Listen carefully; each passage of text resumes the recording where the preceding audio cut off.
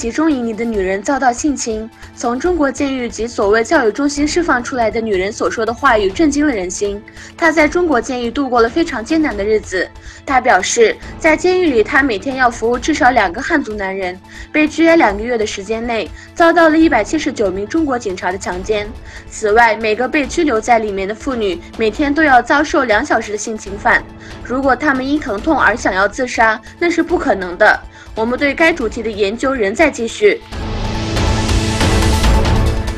抗议活动继续举行，土耳其肯亚、沃尔都、塔拉卜宗等城市陆续举行示威活动，以抗议中国在东突厥斯坦针对维吾尔人的反人类人权侵犯。中国拘留了第3名加拿大公民。华为危机的余震仍在继续，但北京方面尚未确认加拿大政府的信息。据称，中国当局在拘留了在当地的1名加拿大公民，但是中国外交部发言人表示不知道这个问题。谷歌中国版搜索引擎宣告死亡，谷歌暂停了中国的数据收集项目，这对有争议的蜻蜓项目构成了重大打击。由于关于保护谷歌私人生活的讨论，中国私人数据系统关闭后，中国特别审查的搜索引擎开发活动中断。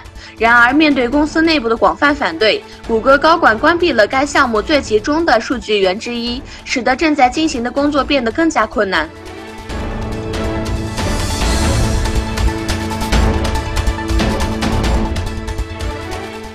欧盟通信网络受到了黑客攻击。在过去几年中，针对欧盟的通信网络进行了成功的网络攻击。据《纽约时报》报道，黑客近年来成功地瞄准了欧盟的外交沟通网络。网络安全公司 L1报告了这侵权行为，黑客们窃取了从政治谈判到商业活动的大量信息。